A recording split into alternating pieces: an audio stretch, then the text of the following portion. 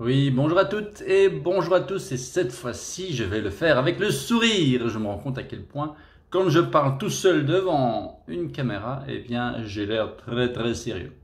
Bon, c'est vrai que la situation est très sérieuse, mais on peut toujours le prendre avec un petit peu plus de légèreté.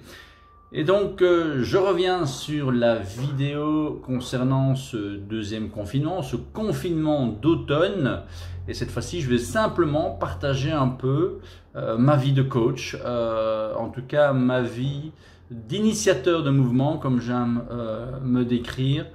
Et donc, oui, parce que clairement, dans mon parcours personnel, le mouvement est extrêmement important et pas seulement au niveau du sport, hein, parce que je n'ai jamais été quelqu'un qui était, je dirais, hyperactif. J'étais plutôt un enfant sage, comme on dit, que l'on pouvait laisser dans un coin d'une pièce voilà, pour lire des BD pendant des heures. Et je me rends compte aujourd'hui en tant qu'adulte que ça n'est pas vraiment le comportement d'un enfant normal. Et donc effectivement, j'ai eu énormément de challenges qui m'ont poussé justement à partir dans le mouvement, à créer le mouvement, que ce soit physique, émotionnel, mental ou spirituel. Et ça, vous le prenez au degré que vous voulez. C'est comme la situation aujourd'hui. Je ne vais pas épiloguer sur le bon, le mauvais de ce que l'on nous impose, du vrai, du faux. Je ne suis ni un expert en immunologie, ni un expert en politique, ni un économiste. Par contre, ce que je sais faire, c'est m'intéresser à l'énergie, à la santé, au bien-être, pour pouvoir justement relever les défis de la vie.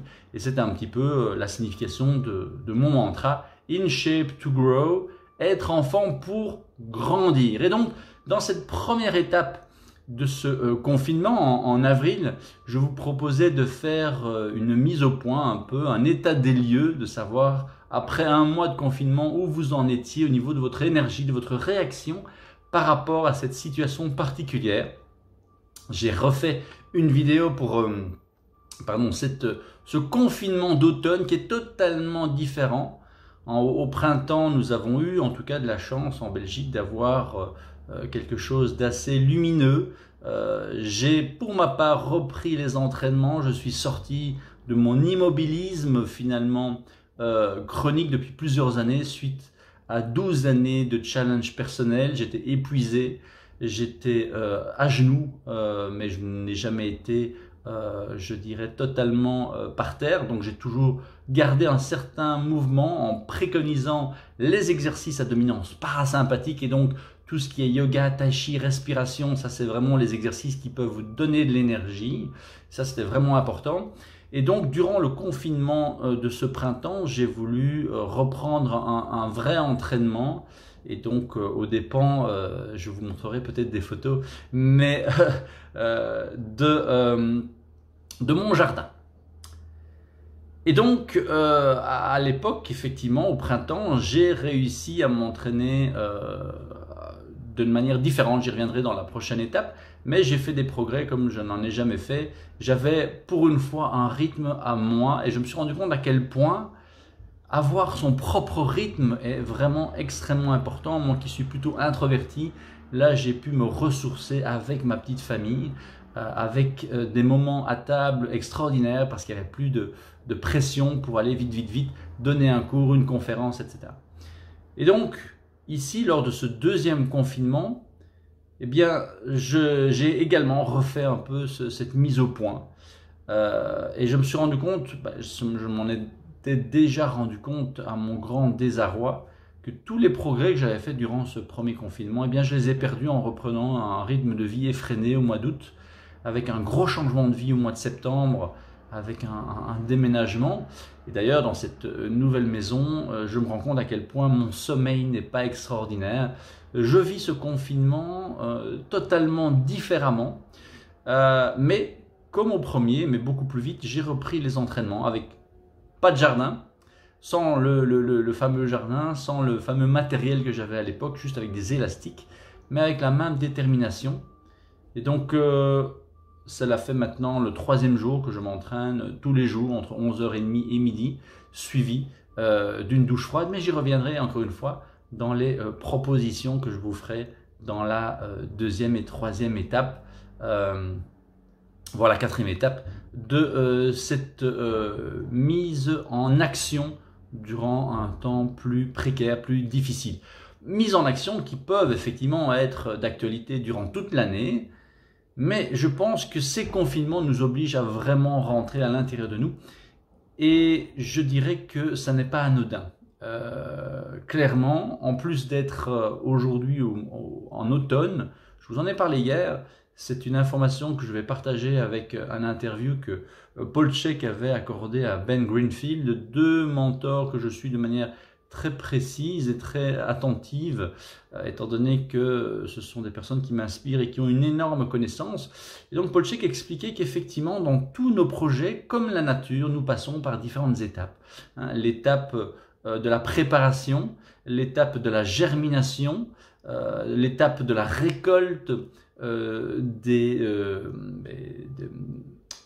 la récolte des bénéfices de notre projet, de la célébration, et puis de la digestion et du lâcher-prise et de cette pause entre ce que nous avons réalisé et la prochaine étape. Et bien souvent, Paul Chek explique qu'on oublie cette période et finalement on s'épuise en passant d'un projet à l'autre. Et bien évidemment, il parlait de l'hiver, du printemps, de l'été et de la saison d'automne.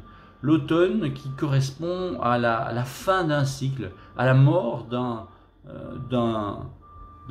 d'une précédente situation. Et je me demande, tiens, mais si ce confinement aujourd'hui ne nous donnait pas une occasion, même si, et je pèse mes mots, je suis personnellement dans une situation quand même très privilégiée professionnellement, eh bien, si effectivement on ne peut pas passer par cette réflexion sur la fin d'un cycle et que pouvons-nous abandonner de l'ancien pour pouvoir préparer la suite. Alors si effectivement je suis privilégié dans cette situation-ci, je vous l'ai dit, j'ai vécu avec mon épouse et mes enfants 12 années d'obstacles et de saisons multiples, et donc je suis quelque part dans un printemps de ma carrière où petit à petit ce que j'ai semé ces dernières années commence à prendre racine, et j'espère effectivement dans les années qui viennent pouvoir récolter le fruit de ce long travail, de ce long labeur. Et ça, je rebondis sur un post que j'ai vu aujourd'hui concernant le développement personnel, qui je pense personnellement est un ramasse-tout, parce que clairement nous sommes tous dans le chemin de la vie, nous avons tous des obstacles et nous avons tous une manière d'y faire face.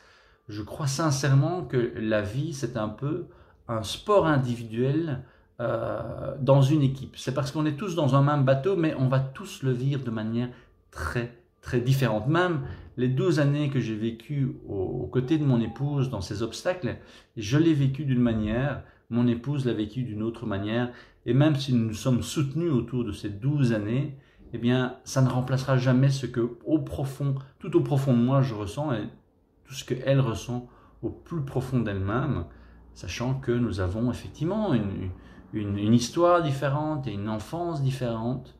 Et donc, tous ces éléments, je pense, peuvent être vraiment essentiels dans cette période particulière.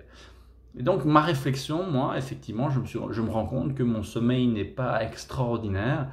Je sais que ma routine du soir, par exemple, doit être changée. Je me suis donné un certain délai. C'est un peu comme si, après ce déménagement, tout devait un peu se relâcher avant de pouvoir réellement redécoller. Je sais que ma routine du soir n'est pas idéale. Je l'ai mise un peu de côté. Ma routine du matin a repris un peu du poil de la bête, mais doit aussi avoir quelques ajustements.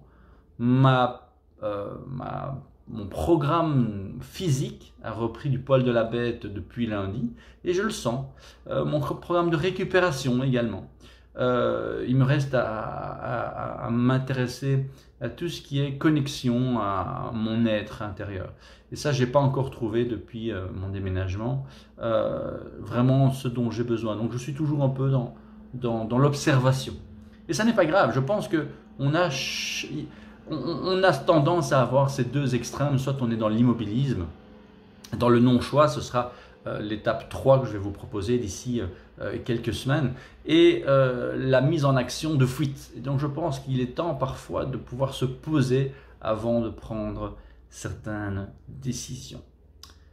Voilà, c'était un partage de mon expérience concernant cette première étape de prise de conscience de que se passe-t-il en ce moment dans mon environnement, que se passe-t-il dans ma manière de réagir, et je fais un bilan et je vois un petit peu dans les domaines dans lesquels je vais pouvoir passer à l'action. J'espère que ça peut vous inspirer un tout petit peu dans cette période un peu particulière. Je vous souhaite une excellente fin de journée, de soirée, début de journée, ça dépendra quand vous verrez ce petit clin d'œil. N'hésitez pas à partager si ça vous plaît et à poser vos questions avec toute humilité. J'essaierai de donner une réponse qui me semble être un élément de votre puzzle, puisque je ne me vanterai jamais de pouvoir résoudre votre puzzle de la santé et votre puzzle du bien-être. À très bientôt.